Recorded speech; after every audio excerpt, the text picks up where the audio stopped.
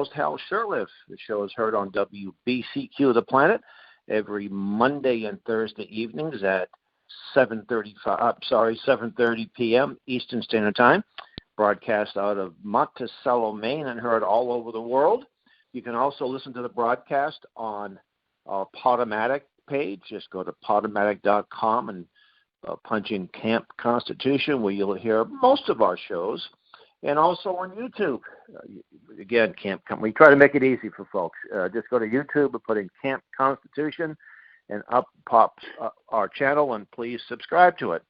You know, this show is sponsored by Camp Constitution, which, among other things, runs a week-long family camp. And this year's camp will run, God willing. There's been all kinds of cancellations recently, but we're on so far.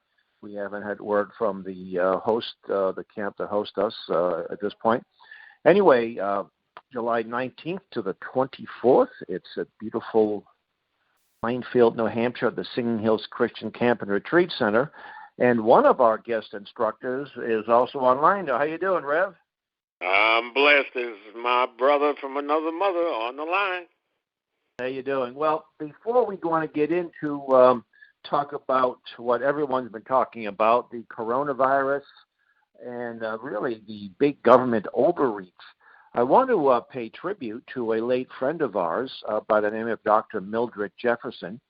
Yes. I've spoken about her before, and I know, Rev, you met her. In fact, it was your first camp in 2010, and Dr. Jefferson came there, and I believe it was probably her last speaking engagement.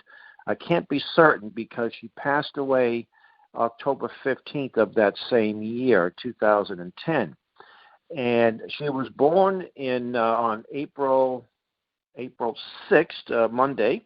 And, you know, it's interesting. She never liked to tell people her age.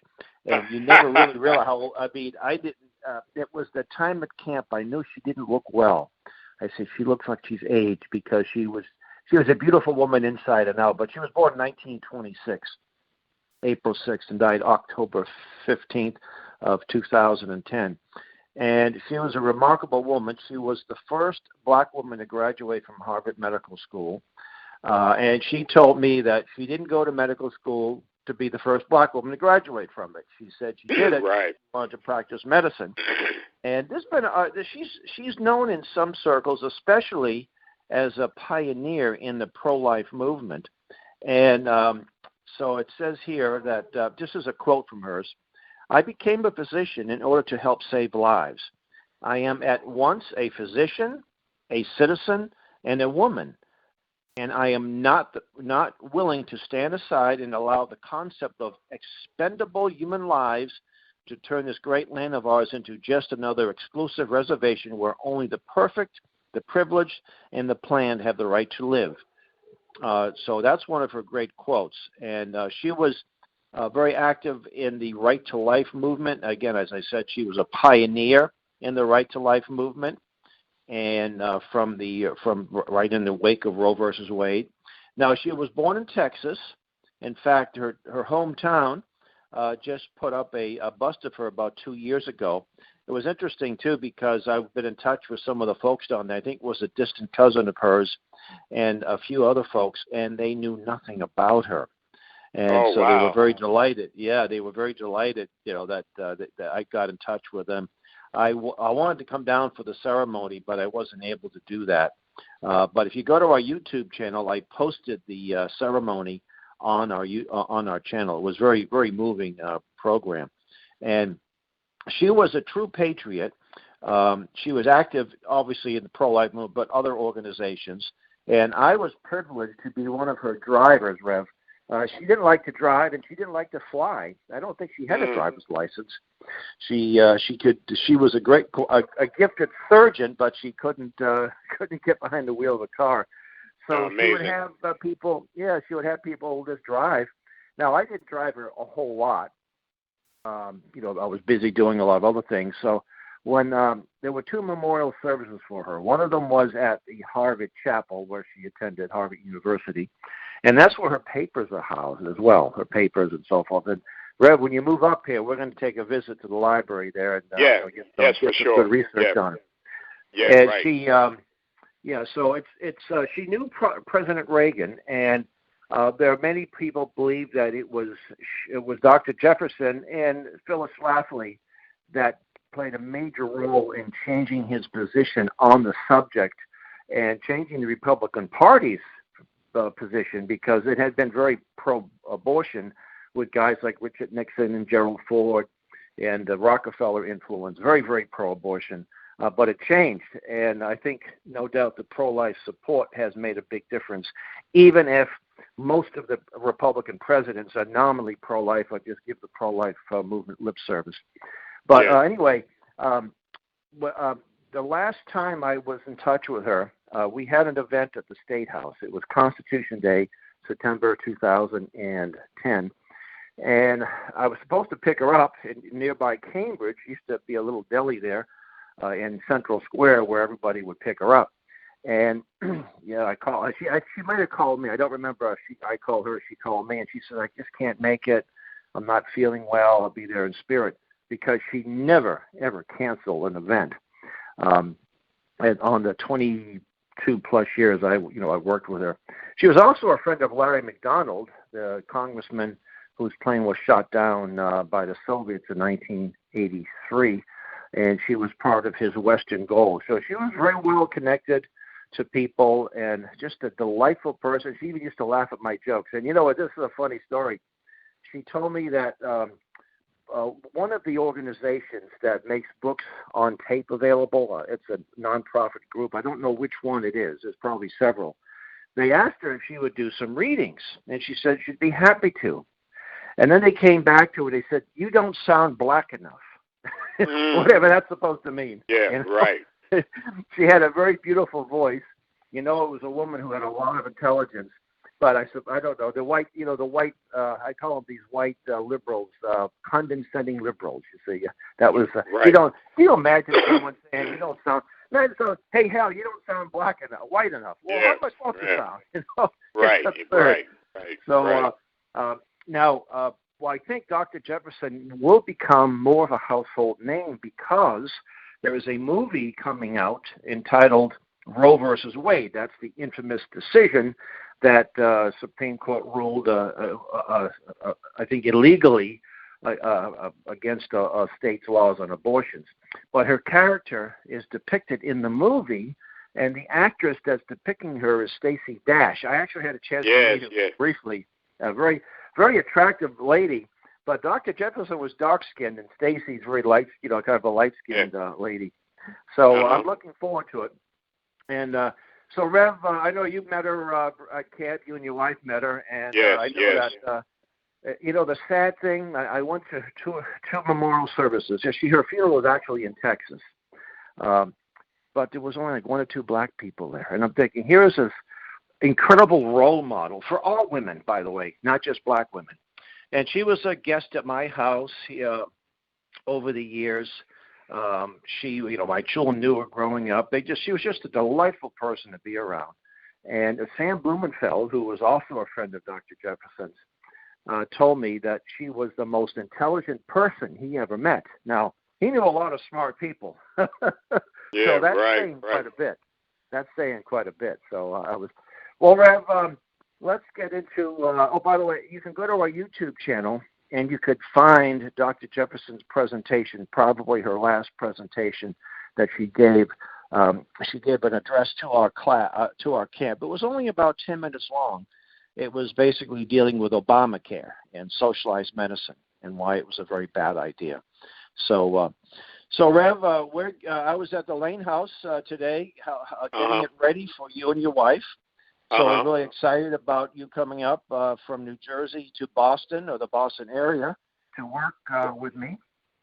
Well, let's actually to work. You have your own ministry. We've been working together for a long time. Right. My goodness, since 2007 maybe? But we'll be able to, the distance will be a little bit shorter, and we'll be able to get, I think, more accomplished, God willing. I was just thinking when you were discussing our precious sister, Dr. Jefferson, I'm going to really be interested in us going and reading her archives of some of her papers, because I believe that there are going to be nuggets, there are going to be golden nuggets in her papers. I'm looking forward to us doing that as soon as possible, because I believe there are going to be golden nuggets in those papers that we'll be able to use to really knock this, to really promote the spirit of life, especially now with this coronavirus thing, which is basically spawning fear and the spirit of death. So I'm looking forward to looking through her papers, Hal, because I think her, especially with the renown she had, number one, graduating from Harvard Medical School, number two, as you were saying before, a black surgeon, pro-life woman, there's going to be some nuggets.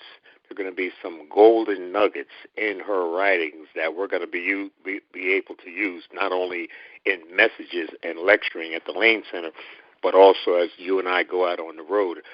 That came to me while you were talking about her.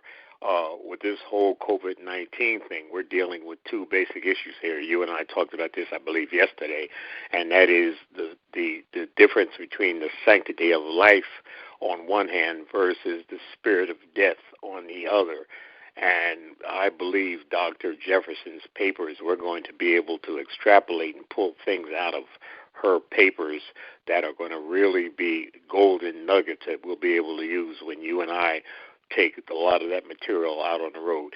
I even pulled out yesterday, I was at the storage bin yesterday starting to sort through some of the materials, some that I'm going to file 13, but then a lot I want to take. And I found something. I'll share it with you when you come down here in a couple of weeks. But I found something. I found a whole portfolio in one of my boxes that I thank God I didn't toss when I had a junk man come up there last week. It was a whole portfolio. I totally forgot about this, Hal. A total portfolio, man, about almost 3 inches thick of different endeavors that Edith and I did way back, man, in the late 70s. We got married in 78. From 78, brother, to 84, where I had opportunities, things I totally forgot about, where I had opportunities to be in meetings with where Ronald Reagan actually was. I didn't get a chance to talk to him personally, but I was in those meetings. I was a disc jockey and a talk show host. I forgot all about that stuff. For KMCV 107 in Spring, Texas, I did the midnight show and had a talk show that aired once a week at night. I was interviewing different police officers. I was interviewing different pro-life people. I even interviewed Earl Campbell when he played for the New Orleans Saints. I interviewed George Foreman, the boxer. I interviewed a guy named Jack Fields who was in Congress. I totally forgot about all of that. That I actually had. Now the question is, do you have any of the archives, any of those, anything recorded? Because that'd be really rich stuff to have. You know, I don't have any of the audio, but I have I have a lot of letters. I was looking at some of the letters. The paper is so delicate now that I have to have it with kid gloves. But when I see you, when you come down here in a couple of weeks, you will be amazed at some of the written letters of people writing the radio station saying, "Oh, we so enjoyed our interview with Brother Stevie," and it was amazing. I said, "Wow." We totally forgot about some of this stuff. Edith was. Well, that's why it's important. Many people in the world have made impacts, small or large or medium-sized impacts. And a lot of their records have been lost, and it's a real sin. For example, Sam Blumenfeld, he willed his papers, his library to me, and he knew that I wasn't just going to, sell all the books and throw everything away. That I thought what he had done since the early 60s, actually even before that, was historically important. So I was able to, thank God, with the help of Bill McNally, who's a good friend of mine, who's been involved with Camp Constitution, Camp newspaper editor Mark Affleck from Pennsylvania, and a webmaster, Eric Conover. And we got 200 boxes or more, plus bags of things. And, Sam just take everything, and we cleaned out a couple of storage bins in his apartment, and we had to sift through it because there was a lot of stuff. He had downsized a few times, and when he did that, he just sort of he was very organized. But when you have to downsize quickly, you put stuff. So we had some magazines and phone bills mixed in with other important letters, and he knew so many people. It was interesting. As I'm looking at some of the correspondence, I thought, okay, well, I know who this guy, Ayn Rand, I know who she is, I know who this guy. And then some of them I wasn't sure, so I'd go a little search and find out, it was the founder of an insurance company, or I said, this is all good history. Yeah. So we archived that. Not only we're going to have it on display, not on display so much, but people can make appointments and visit his archives, which will be housed at the Lane House, where you and your wife will be living, but also online. They can go right to the website. And by the way, we've been experiencing a lot of downloads of our materials just in the last couple of weeks. I think more people are home now. More people have time to do that. And they have a use for the Sam's rich archives, the alphaphonics, and all of the other things he's done. So we're kind of pleased with that. So I tell people, hey, don't throw this stuff away. Put it aside, save it. There's some stuff that not be worth anything, and I have a Dr. Adamson, who was the first member. He was JBS's first youngest council member, one of the earliest council members, and he's since passed. But I have about 2 boxes worth of his correspondence. Fascinating stuff, and we're going to have that available as well at the house. He knew the aviator. He was a World War I ace. He started Eastern Airlines. I have their correspondence. It's really, really fascinating.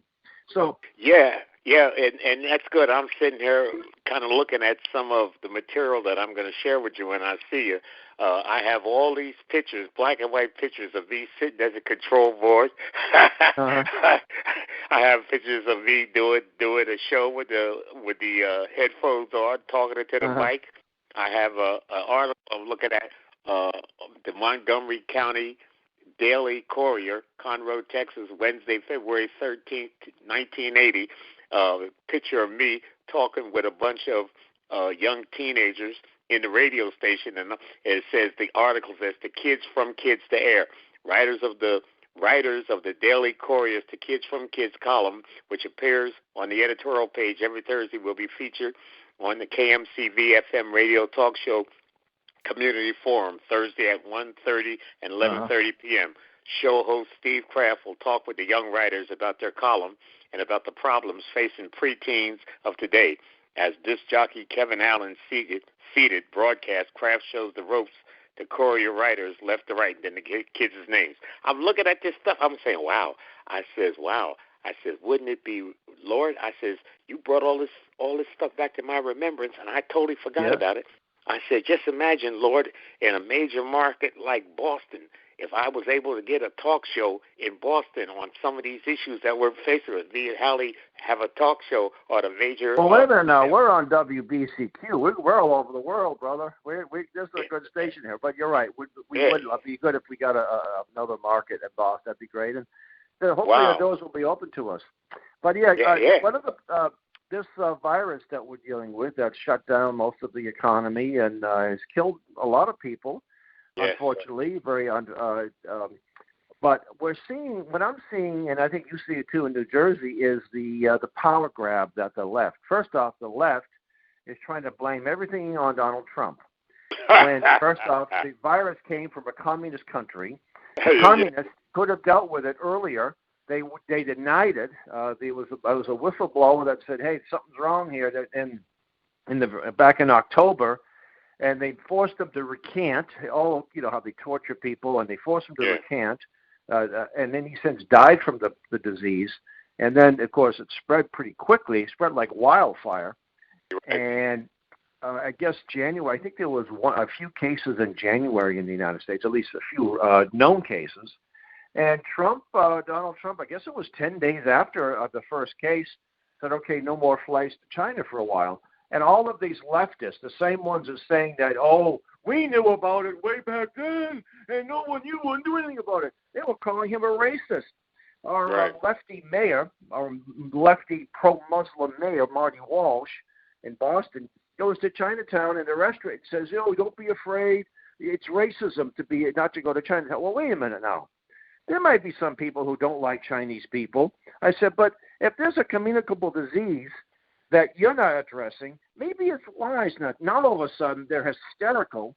They're telling us, 6 feet apart, wear a mask when you go out, and they're even zip tying basketball courts. Basketball nets. I saw it. It's not just in Boston. I guess it's all over. Of course, I don't think Marty Walsh is smart enough to figure something out like that for himself. Yeah. They just give these marching orders. So even basketball nets have been zip tied. Churches have been closed. Now, they say in Massachusetts, our left-wing Republican governor said only essential services. So abortion mills are essential. Killing babies is essential. That's supposed to be a constitutional right to kill your baby. But you don't have the right to worship or the right to travel, but you have the right to kill your baby. And the church in Tampa, it's other church officials have been arrested too in other states. Rodney Brown. Right. Yes, he and Liberty Counsel has taken his case. Right. He took all of the precautions that the CDC, Center for Disease Control, recommended. He went above that. He actually got a purifier costing thousands of dollars. $100,000. Yeah, it was incredible. And they arrested him anyway. And so and it was actually not the state. It was the state of Florida. It was the county. So now you have county officials and governors and mayors making laws, making executive decisions, and not even laws, and getting people arrested. People have been arrested in beaches. There was a couple of guys from Massachusetts that parked their car and drove to the local golf course right over the border into Rhode Island. And they arrested them because they were from out of state, not because they were playing golf, but they were from out of state. And the governor said, you've got to quarantine for 14 days. Are you kidding me? So, people routinely go across state borders. These same leftists who 2 weeks ago, we love open borders. Let them all come in from Mexico. Let them all come from all over the world. We don't care if they have documentation. We're one big melting pot. You're a racist if you're against having everybody coming in here. We don't care if they have communicable diseases. We'll take care of them. Now all of a sudden, they're sealing the state borders. That just shows you just how hypocritical these people are. Well, see, for your listening audience, this is our major concern, and this is what we have to address as soon as Edith and I get up there to Boston. We don't have any idea we have no idea how long this thing is going to be prolonged. But one thing that I am convinced about, and that's this: I do not see or foresee our great nation ever going back to the quote-unquote status quo. I really think this is going to be a new normal because power grabs, once a power grab is taken over, very seldom will they relinquish that power grab. And we are going to have to actually go on the offensive and actually bring people that love their freedom and love liberty together to say enough is enough is enough, and we will not stand for any more of it. Because when we look at this whole picture, not only nationally here in the United States now, but internationally around the world, you see the exact same paradigm. People getting locked down. I get an email from my friend from Dr. Hammond in South Africa and Richard Thomas. Oh, yes. They had unlocked South Africa down. There is something very sinister and satanic going on around the world to, number one, destroy the free enterprise system, to destroy the greatest nation in the world by breaking our breadbasket, by bringing in these draconian totalitarian methods where they have tested, they have, as that guy Rahm Emanuel said, never let a crisis go to waste. And they have seen now that the Americans, man, for the most part, because they have bowed down to this thing rather than just let this thing basically run its course. You don't shut down a whole nation and a whole world and an economy because, man, of a spirit of infirmity and a spirit of fear. You don't do that. I mean, this thing is really a no-brainer. There is a whole lot more behind this thing than just the fact of this virus. And that's the thing that we have to get the listeners to understand and see, that this is a power grab. This is a power play to bring America under. Yesterday I was telling my wife, I says, I feel like I'm in North Korea somewhere. This is crazy, you know. Well, I think there's some positive things that we want to focus on. You got about 4 minutes left. I think and we need to take advantage of this, as the enemy takes advantage of it. But we take advantage of it for the good reasons. One, all the government schools are closed. Mm-hmm. So that means they're all homeschooled. So now, and I think that's why we're seeing a lot of people going to our website, going to the Blumenthal archives. People are parents are saying, hey, we can homeschool. We don't need to go to these big, ugly buildings and get kids up at 6 in the morning and in buses across town and gone the whole day. That's number one. Right, Number that's good. Two, families are having meals together. Families are together. That hasn't happened in a while because you got families that are, everyone's working and you get kids and my wife's a daycare provider, not anymore since the shutdown, but so families are together. And then you're seeing some common sense, a lot of regulations, even though we see ridiculous regulations being, orders, you also see people suspending the taxes. Yes, they're saying, look, we want to get this stuff to market. Forget about all the regulations and red tape. Let's just get it done. And then, so that's another thing. And the notion that open borders is a good thing has been reevaluated now. Even the leftists want the borders shut down. So perhaps the concept of secure borders, and one reason why you have secure borders, or that's what you strive for, is to prevent people coming into your nation with communicable diseases. That's what Ellis Island was all about, making sure that they'd be there for a couple of days or whatever, and if they had any communicable diseases, they were sent back. They wouldn't allow them here. It kind of makes sense. It's called self-preservation. And then then you see the plastic bag bans that have been repealed. These plastic bag bans are part and parcel of Agenda 21 we've talked a lot about. And people are bringing in their reusable bags. Of course, a big market for that, made in China and Vietnam mainly. I was in a store just a little while ago, and it said, do not bring your reusable bags are now banned. So just the opposite, And in fact, I went into a supermarket around the corner from me a couple 2 days yesterday, and I had a paper bag with something in it from another store, and I said, oh, just put the stuff in there. She says, I can't even touch that. I said, oh, really? Wow. That's interesting. Where they used to take the dirty reusable bags and, now they won't even touch anything you bring in, even if it's a paper bag. So these are some of the, also, and I don't mean to be tongue-in-cheek here, but the drag queen story hours have been canceled all over the country. That's right. And the homosexual pride parades, They're going to be canceled. And what's sad is that here are all these local and national leaders promoting the lifestyle that leads to a immune deficiency. That's what AIDS is, acquired immune deficiency because of the sexual behavior. And city mayors have been promoting that lifestyle. So I know, and in fact, I've been to a couple of homosexual websites where they're saying that the homosexuals are being hit harder. Well, of course you are. If this is about an immune system. And right. That's good. Good point. Yeah. So I know there's a few others that I just can't think of right away.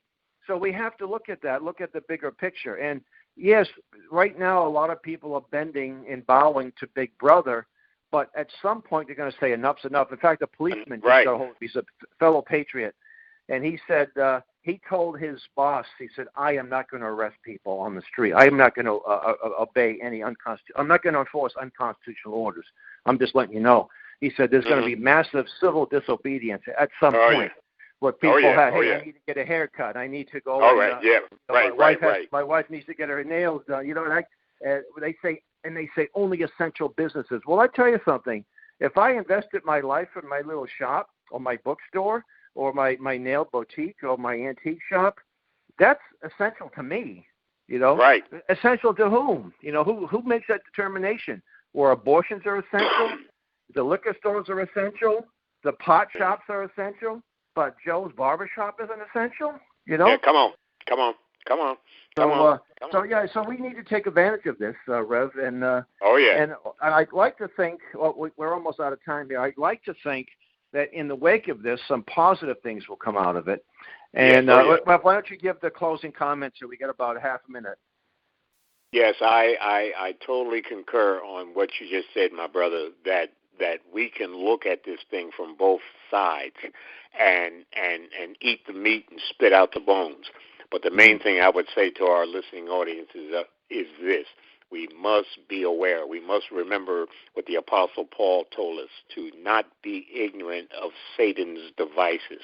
We also must understand what the Apostle John said in John chapter 10:10, first quoting what the enemy is about and then quoting what our Lord Jesus is about. And that verse says that the thief, Satan, only comes for three things: to steal, to kill, and then to destroy. He's trying to steal our freedom. He's trying to steal our economy. He comes to steal, and then he comes to kill. He's killing people with this spirit of infirmity, the spirit of fear, and then to destroy their souls. But it doesn't stop there. That's the bad news. The good news is the rest of that verse. But Jesus says, I have come, and that they may have life, and life more abundantly. More abundantly. So we are going, so I am looking forward to, at the end of the month, that we make this transition. We're in the process of change now, and we're about to make this transition up to Lexington, where the shot that was heard around the world, and we're coming up as Paul Revere's in blackface and say, get ready. All right. Hey, folks.